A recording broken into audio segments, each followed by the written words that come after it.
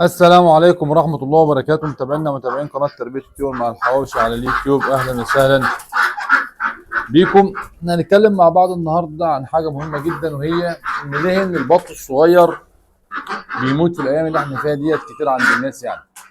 وكمان المشكلة التانية بيقول لك إن البط الكبير بنلاحظ إن في كتير منه بيجي له إسهالات، أو بيجي يعني بيبقى عنده إسهال كتير، وكمان بيجي له كساح في الأيام اللي احنا فيها ديت، برضه هو شهر 7 وشهر 8. طبعا الناس هتستغرب لما نيجي نقول لهم دلوقتي ان البط الصغير ده بيموت بسبب البرد. طبعا الناس بتقول لك ده جو الحر ودرجات الحراره عاليه، فازاي يعني جو البط بيموت بالبرد؟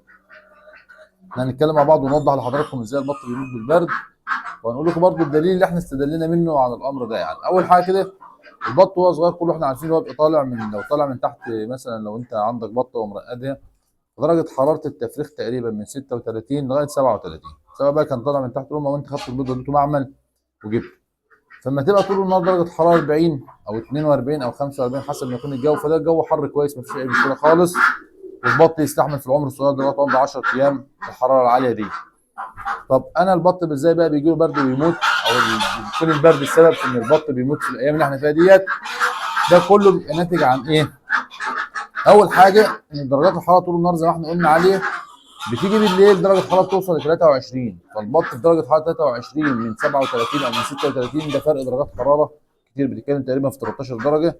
فده بينتج عنه البط يموت، اللي هم ايه بقى؟ اللي هم الساعتين بتوع من الساعه 3 بالليل لما، او من الساعه 2 بالليل لغايه الساعه 6 الصبح او 5 الصبح، بيكون درجه الحراره هنا بقول ايه اللي هي الصغرى، ده درجه الحراره بتنزل فيها جامد.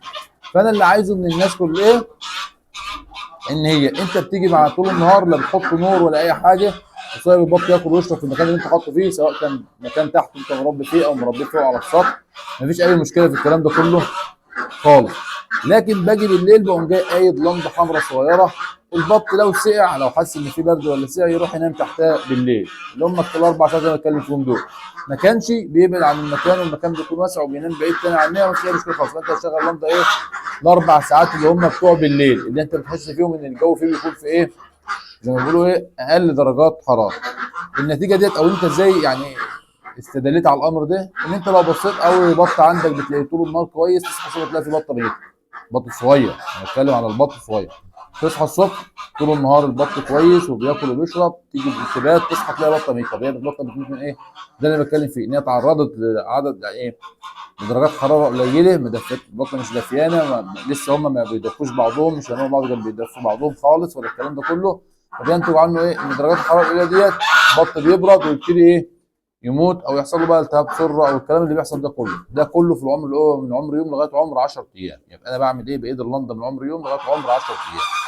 طب البط ده بالنسبه للبط الصغير، البط الصغير بيموت الايام دي كتير ليه عند الناس؟ ان الناس تقول لك ايه؟ ده الجو حر. يا جماعه الجو حر بالنسبه لنا احنا، الجو حر طول النهار ماشي، انا ما بقتش نور خالص. وخلي بالك مش البط بس، كل الطيور طالع لك فراخ، جايب انت فراخ بيضه، جايب مشتري كتاكيت، اي حاجه دلوقتي من عمر يوم لغايه عمر 10 ايام، هتقيد لهم اللنده الحمراء من بالليل لغايه الصبح. اول ما يبتدي بقى يريش، يبتدي بقى البط بيكبر شويه، بينام جنب بعضه بدل ما يبل نفسه ويتبل والكلام ده كله، والكلام اللي احنا اتكلمنا عنه قبل كده. اما بقى بالنسبه للبط الكبير بقى، وموضوع الاسهالات الكتير اللي بتحصل دلوقتي، كلنا عارفين برضه ان الجو حر، فقله الميه دي مشكله عند الطيور، لان الناس دي حتى بيقول لك انا بحط في سقايه مثلا قد كذا، بحط الصبح اطلع احط اخر النهار، تلاقي الميه بقى خلصت، والميه الكلام ده كله غلط خالص. والاسهالات دي بتبقى ناتجه عن ايه؟ الجو حر، فالبط بيبتدي يعوض، يعني عاوز يعني ايه؟ عاوز ينقص حراره جسمه، او يقلل الحراره اللي هو متعرض لها عن طريق الشرب، ويشرب ميه كتير، فبينتج عنه عن الموضوع ده اسهالات، فبالتالي بيجي له كمان الكساح، فالبط بيتكسح وبيجي له اسهالات بسبب الموضوع ده كله. فانت على قد ما تقدر، الفكره اللي كنا اتكلمنا عنها قبل كده في فيديوهات سابقه، اللي هي المغطس بقى، ان انت تحفر له ميه في جردل او طشت كبير، مش عارف الميه واضحه جنبي، عندك كده في جيركن ميه اهو، وفي جيركن تاني ميه جنبه ورايا اهو، ورايا، عشان بس يبقى الكلام واضح، في جيركن ميه اهو، جيركنين ميه محطوطين بحيث ان هو يشرب، يعني البط يشرب وياكل، يعني ياكل ويشرب الميه اللي يكفيه والميه اللي تفيض، اهو بيبلبط فيها وبيستحمى فيها، بيخفض حراره الجسم، اللي هي فكره المغطس اللي كنا اتكلمنا عنها. طبعا بالاضافه بقى لو انت عاوز تحط فيتامينات بقى، فيتامين سي، اي حاجه، حاجات تدخلها في الميه.